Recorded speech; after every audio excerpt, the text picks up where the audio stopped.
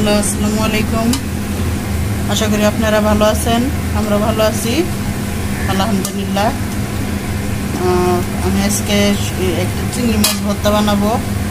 চিংড়ি মাছ নিয়েছি আমি। এখন আমি পেঁয়াজ আর রসুনটা আমি একটু হালকা সাদা তেল দিয়ে আমি ভেজে নিচ্ছি। পরিমাণ মতো হলুদটা দিয়ে দেবো।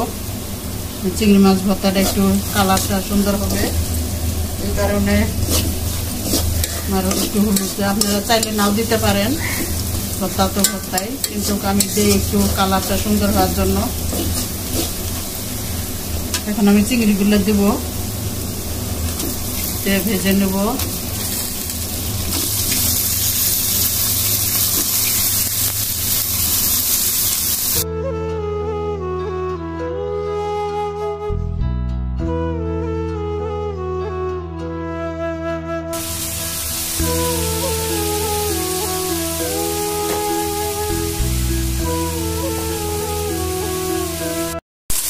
চিংড়ি মাছ আমি যে মরিচগুলো দেবো, কাঁচা মরিচ ভেজে নিচ্ছি আমি আলাদা করে, শুকনো মরিচে দিয়ে দেবো, তাহলে ভর্তাটা ভালো ফ্লেভার আসবে, খেতে অনেক ভালো হবে, মজা টেস্টও বাড়বে। দেখুন, আপনারা দেখতে থাকুন ভর্তাটা আমি কীভাবে বানাই।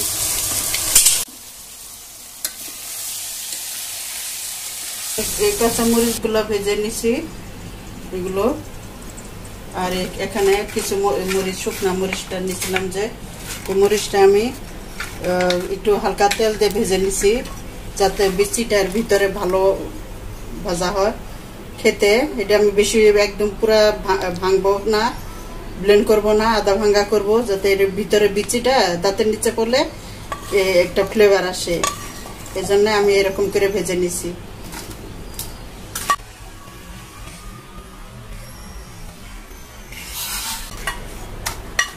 আপনারা চাইলে যেভাবে আপনারা করতে পারেন সেভাবে করবেন মনের মতো, আমি দেখাইলাম।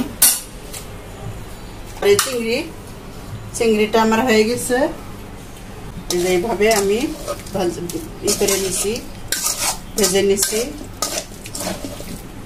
রসুন পেঁয়াজগুলো আমার একটু কুচি বেশি হয়ে গেছিল, এই কারণে চিংড়ি মাছের পানিটাও উঠে মানে একটু মাখা মাখা হয়ে গেছে। সমস্যা নাই, বড় বড় চিংড়ি এগুলা ব্লেন্ডে একটু দিয়ে করলে তাই ঠিক হয়ে যাবে। একটু ঠান্ডা হইলে আমি ভর্তাটা বানাবো, আপনারা দেখবেন শেষ পর্যন্ত। আমি মরিচগুলো এখন একটু আদা ভাঙ্গা করে নেব, আপনারা দেখুন আমি ভর্তাগুলো বানাবো।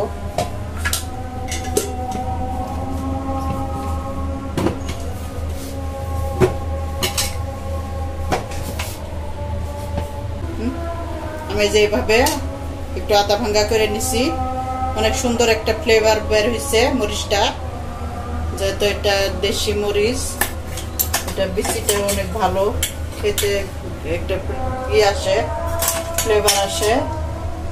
এখন আমি এগুলা কাঁচা মরিচ গুলাকে করে নেব, একটু ব্লেন্ড করে নেব।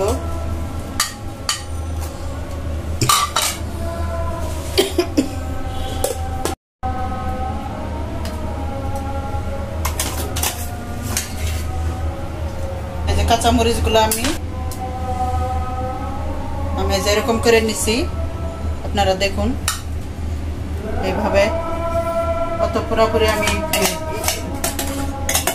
গলায় নেই, ঝালটা বেশি হয়ে যাবে। আমি এখন একটু ধনিয়া পাতাটা একটু আদা করে নেব, এমনি দিলে তো না দাঁতের নিচে পড়ে। আমি ডিভে রাখছিলাম, আমি বাইরে গেছিলাম কিন্তু মনে ছিল না, আনতে পারি নাই। ধনিয়া পাতা না দিলে তো আবার ভালো লাগবে না। মাছ ভর্তা, চিংড়ি মাছ ভর্তাতে বেশি ধনিয়া পাতা।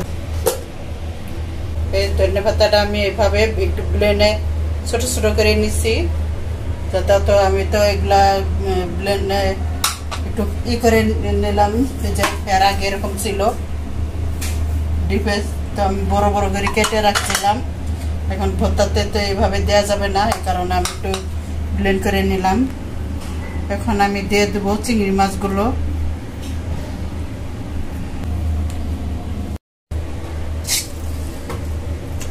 আমি বেশিরভাগ আমি ব্লেন্ডই করি।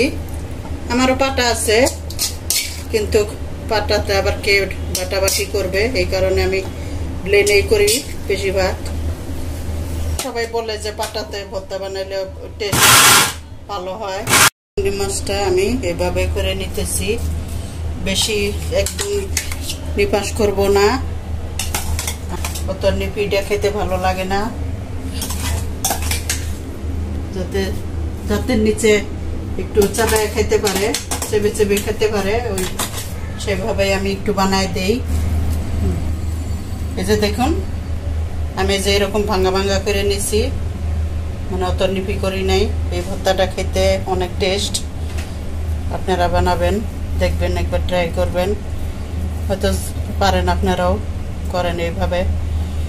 কিন্তু আমি যেইভাবে করতেছি আমার মতো একটু ট্রাই করবেন। মশলাগুলো দিয়ে দেবো এখন। মরিচ, কাঁচা মরিচ, ধনে পাতা দিয়ে দেবো। দেখি ধনে পাতা একটু কমই দিই আগে।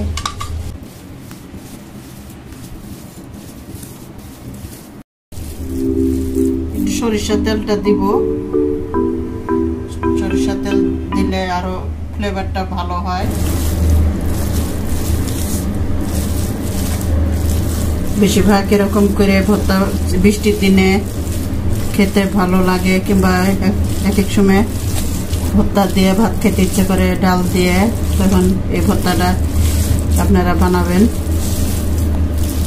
বানায় তারপরে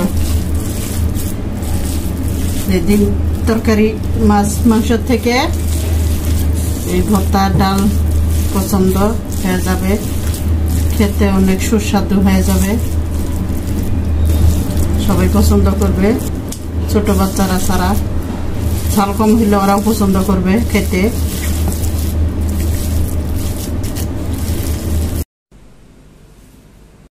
সো ভিউয়ার্স, দেখুন ফুপু ভর্তাটা কিভাবে বানাইলো। তো আপনারা তো সবাই দেখেছেন যে কিভাবে ভর্তা বানিয়েছে।